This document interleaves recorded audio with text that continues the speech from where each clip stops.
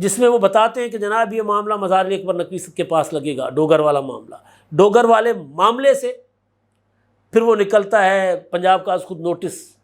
پنجاب میں انتخابات کا از خود نوٹس۔ جب یہ ساری چیزیں جائیں گی تو بہت پیچھے جائے گا معاملہ، اور یہ معاملہ بڑا سنگین ہے۔ سپریم کورٹ کے 8 جج صاحبان جن کے اوپر ریفرنسز ہیں،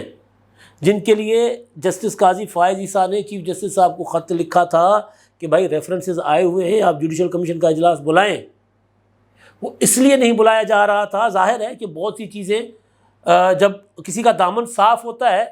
تو وہ تو سرعام آ جاتا ہے، وہ کہتا ہے جی آئیں، ہم حاضر ہیں احتساب کے لیے، ہمارا احتساب کریں۔ مگر اگر یہ کہہ کر عدالت میں بیٹھ کر کہ جی میں خاموش پیغام دے رہا ہوں، جسٹس مزار علی اکبر نقوی کی جب پرویز الہی صاحب کے ساتھ آڈیو آئی تھی، اور پھر وہ جو جسٹس مزار علی اکبر نقوی اور جسٹس اعجاز الاحسن نے چیف جسٹس صاحب کو خط لکھا تھا کہ جناب یہ جو معاملہ، اچھا ڈوگر والے تبادلے کی اس کے دوران، سماعت کے دوران انہوں نے کہا تھا کہ جی انتخابات کیوں نہیں کرواتے، بلایا تھا چیف الیکشن کمشنر کو،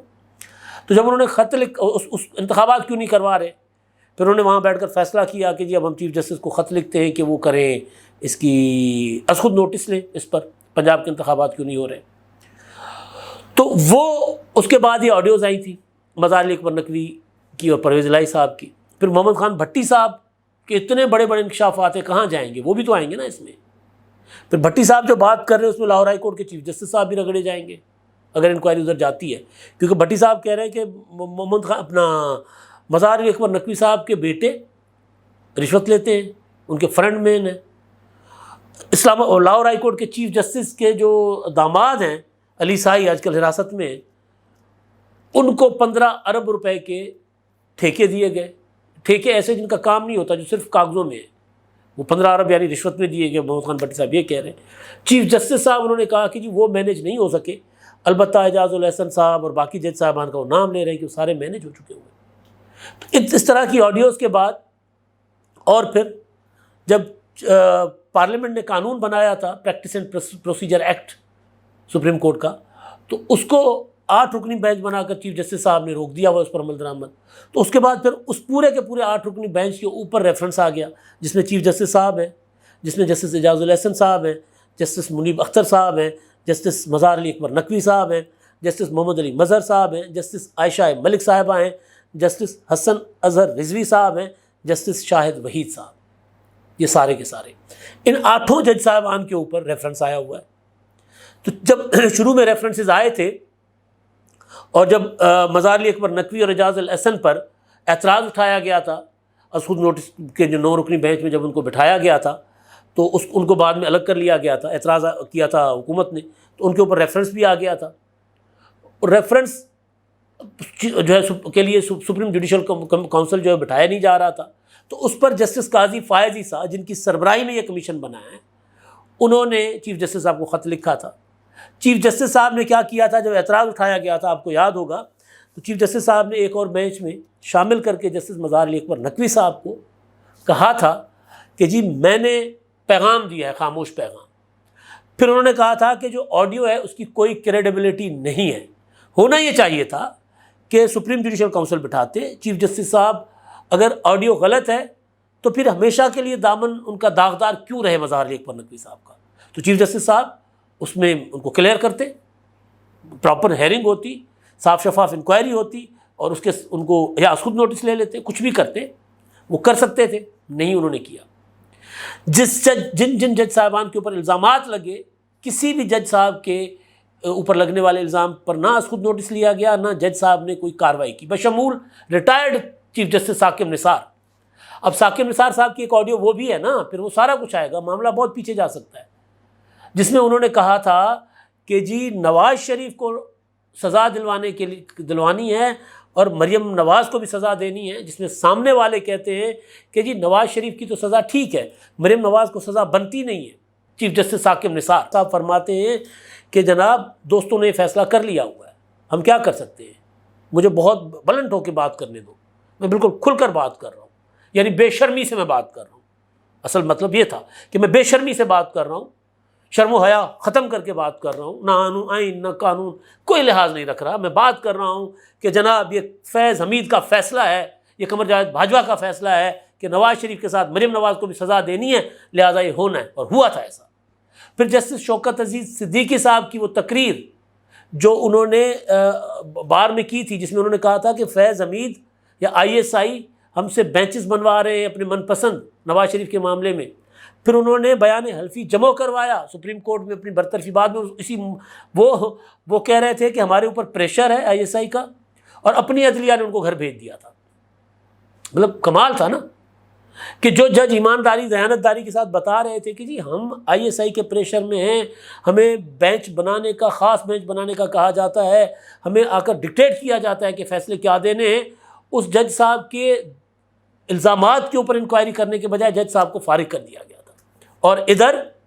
جن جج صاحبان کی اپنی آڈیوز ہیں یا جن جج صاحبان کے اوپر الزامات جو ہے وہ ٹھوس الزامات ہیں، یعنی میں یہ نہیں کہہ رہا کہ بالکل ثبوت ہے، وہ الزامات ہیں، سنگین الزامات ہیں، اس پر کوئی سپریم جوڈیشل کونسل بٹھانے کے بجائے، اس پر کوئی انکوائری کروانے کے بجائے چیف جسٹس صاحب کیا کہہ رہے ہیں کہ جی کوئی کریڈیبل ثبوت یہ نہیں ہے کہ ہم اس کی بنیاد پر ہم سپریم جوڈیشل کمیشن کا اجلاس، کونسل کا اجلاس بلائیں۔ بلکہ خطاب کیا تھا انہوں نے پچھلے دنوں لاہور میں، انہوں نے کہا تھا کہ یہ ایسے نہیں ہو سکتا کہ جج کے اوپر اپنا ریفرنس آ جائے اور ہم اس کو بینچ میں بٹھانا بند کر دیں۔ قاضی فائز صاحب کو بٹھانا بند کر دیا تھا۔ تو میں گزارش یہ کر رہا تھا کہ معاملہ پھر ثاقب نثار تک جائے گا، پیچھے معاملہ نواز شریف کی نااہلی تک جائے گا، بہت بڑے بڑے رگڑے جائیں گے، کیونکہ ستمبر سے پہلے بہت کچھ تبدیلی ہونی ہے، جنون تبدیلی ہوگی۔ اس طرح نہیں چل سکتا ملک کہ ایک شخص کو بلینکٹ بیلز دی جائیں، مقدمہ درج ہے اس میں بھی بیل، ضمانت، جو مقدمہ درج نہیں ہے اس میں بھی ضمانت، جو مقدمہ سوچا جا رہا ہے اس میں بھی ضمانت، اور اگر ملزم کوئی جرم کرنے کا سوچ رہا ہے اس میں بھی ضمانت۔ ایسا تاریخ میں کبھی نہیں ہوا، تو لہٰذا یہ دن آنا تھا۔ ابھی جو انکوائری کمیشن ہے یہ آڈیو لیکس پر ہے، تو آڈیو لیکس میں پھر وہ جو فیصلہ عمران خان صاحب کو جو 12-13 مئی والے جو 9 مئی کے بعد کے جو واقعات کے بعد عمران خان صاحب کو جو پیش کیا گیا تھا، 9 مئی کو گرفتار ہوئے تھے نا، نیب کے حوالے ہوئے تھے، نیب نے ان کو گرفتار کر لیا تھا۔ اس کے بعد جب سپریم کورٹ نے ان کو بلایا تھا، عمران خان کو کہا تھا کہ جی پیش کریں عمران خان صاحب کو، تو اس دن جب سماعت چل رہی تھی تو قیوم صدیقی نے فون کیا تھا بطور جرنلسٹ خواجہ طارق رحیم کو، جو مینیج کر رہے ہیں چیزیں، ظاہر ہے سب نظر آ رہا ہے صاف صاف جو چیزیں مینیج کر رہے ہیں، تو خواجہ طارق رحیم کو فون کیا تھا کہ جی بتائیں کیا ہوگا۔ خواجہ طارق رحیم نے کہا کہ یہ ہوگا، اور دسو، اور کچھ دسا، تو وہی ہوا جو خواجہ طارق رحیم کہہ رہے تھے۔ خواجہ طارق رحیم کا ثاقب نثار کے آڈیوز، خواجہ طارق رحیم کی اہلیہ کی چیف جسٹس کی ساس کے ساتھ آڈیو، یہ سارا ایک ہوتا نا، سندھی میں کہتے ہیں نانی بیڑو، اردو میں کہتے، پنجابی میں کہتے خالہ جیدہ بیڑا، تو یہ سارا کچھ یوں لگ رہا تھا کہ گھر کے اندر بیٹھ کر فیصلے ہو رہے ہیں، عدالت کے اندر بیٹھ کر فیصلے نہیں ہو رہے ہیں۔ تو جتنی آڈیوز تھیں یہ سب ظاہر ہے اس میں آئیں گی، تو پھر جب یہ سب آئیں گی تو معاملہ تو پھر ان بینچز کی تشکیل تک بھی جا سکتا ہے نا، کہ پرویز الہی کہتے ہیں جی وہ بینچ پھر بنا دیں گے، آپ ادھر چلے جائیں، مزار علی اکبر نقوی کے پاس چلے جائیں۔ پھر عمران خان صاحب کی مسرت جمشید چیمہ کے ساتھ جو گفتگو ہے کسٹڈی سے، اس کے اوپر بھی تفتیش اور تحقیق ہوگی نا کہ اعظم سواتی کون ہے۔ خواجہ آصف کہہ رہے ہیں کہ اعظم سواتی کسی خاتون کا کوڈ ورڈ ہے، میں کہہ رہا ہوں نہیں، اعظم سواتی ہیں، کیونکہ میرے پاس یہ پہلے سے انفارمیشن تھی کہ عمران خان کے لیے اعظم سواتی جو ہے وہ ان کی آپس میں گپ شپ ایک زمان پارک کے اندر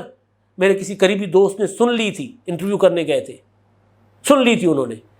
نے کہا تھا کہ جی اعظم سواتی کو جی کیا کیا، اعظم سواتی نے کہا کہ جی چیف جسٹس سے بات ہو گئی ہے میری۔ تو یہاں کیا ہو رہا ہے، یہاں جو آڈیو تھی مسرت جمشید چیمہ کے ساتھ، اس میں عمران خان صاحب کو بتا رہی کہ جب ہم بیٹھے ہوئے ہم نے کہا کہ جب عمران خان صاحب کو لیے بغیر نہیں جائیں گے وغیرہ وغیرہ، تو کہتے چلے ٹھیک ہے وہ بھی کر لے، لیکن اعظم سواتی کو کہے وہ ذرا سپریم کورٹ کو دیکھیں۔ بظاہر آپ کو اعظم سواتی کا کردار اس طرح نظر نہیں آئے گا۔ تو جو خواجہ طارق رحیم بات کر رہے ہیں قیوم صدیقی کے ساتھ، چیف جسٹس صاحب کی ساس اور KTR کی اہلیہ کی جو گفتگو ہے وہ کہ جی وہ میں نے کہا ہے اپنی بیٹی کا نام لیتی ہیں، ان کا نام میں بھول رہا ہوں، کہ وہ اس کو عمر کو اکیلا مت چھوڑے، عمر کے ساتھ رہے، پھر تم بھی جا کر رفیہ تم بھی جا کر عمر کے ساتھ رہو۔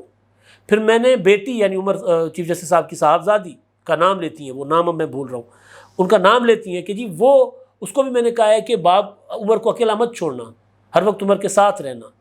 یہ وہ ٹائم ہے، یہ وہ وقتوں کی آڈیوز ہیں جب سپریم کورٹ بڑے بڑے فیصلے کر رہی تھی. 63A کی تشریح کر کے جب پنجاب پرویز الہی کے حوالے کیا، عمران خان کے حوالے کیا جا رہا تھا، جب پھر دوبارہ تشریح کو تبدیل کر کے حمزہ شہباز کے ووٹ آگے پیچھے کیے جا رہے تھے. تو یہ سارے اس وقت کے معاملات ہیں. از خود نوٹس کیس میں پہلے بتا چکا ہوں کہ وہ اس کے معاملات. تو یہ ساری چیزیں جو ہیں، جب یہ آڈیو لیکس پر تحقیقات ہوں گی، آغاز ہوگا، انکوائری کمیشن بیٹھ گیا. اور انکوائری کمیشن میں ایک اور کنفیوژن تھی مجھے کہ انکوائری جوڈیشل کمیشن جب بنتا ہے تو اس کے لیے چیف جسٹس کو لکھا جاتا ہے حکومت کی طرف سے. چیف جسٹس کو حکومت پراپر خط لکھتی ہے، وزیر اعظم لکھتے ہیں یا کہ جناب یہ کمیشن بنایا جائے. تو وہ نہیں ہوا. تو یہ کیسے ہو گیا؟ تو اس کے لیے سوال اٹھیں گے تو میں جواب دے دیتا ہوں. میں نے بھی، ظاہر ہے میرے ذہن میں بھی تھا، تو میں نے پھر پوچھا تو پتہ یہ چلا کہ یہ انکوائری کمیشن ایکٹ کے تحت بنا ہے 2017، اس کے سیکشن 3 کے تحت. اس میں حکومت ڈائریکٹ انکوائری کمیشن بنا سکتی ہے ججز پر مبنی. تو یہ حکومت نے براہ راست بنائی ہے کیونکہ پتہ تھا کہ چیف جسٹس صاحب کے پاس جائے گا اگر یہ معاملہ تو وہ تو کریں گے نہیں. آج تک کسی معاملے کا انہوں نے اس خود نوٹس لیا نہیں ہے. تو اب اسی لیے حکومت نے ڈائریکٹ یہ کمیشن بنا دیا ہے. اور کمیشن اگر کام شروع کرے گا انکوائری اپنا نوٹیفیکیشن ہونے کے ساتھ ہی، تو پھر 30 دن کے اندر اندر، یا میکسیمم اگر ان کو زیادہ ٹائم چاہیے ہوگا 10-15 دن اور لے لیں گے. بہت سی چیزیں پڑی ہوئی ہیں، بہت سی چیزیں سامنے آئیں گی. ایک اور بڑا طوفان، بڑا بھونچال پاکستان میں آنے والا ہے. اب یہ بھونچال عدلیہ کے محاذ پر ہوگا. پہلے آپ نے دیکھا تھا کہ جی عمران خان باجوہ بھی چلے گئے تھے، فیض حمید بھی چلے گئے، اظہر عباس بھی چلے گئے، اور اس طرح ایک اور صاحب تھے وہ بھی چلے گئے، لاہور کے کور کمانڈر بھی چلے گئے. اب سپریم کورٹ سنگ مرمر کی جو بلڈنگ ہے، اب وہاں بھونچال آنے والا ہے اس انکوائری کمیشن کے بعد. اب تک کے لیے اتنا ہی. اللہ حافظ.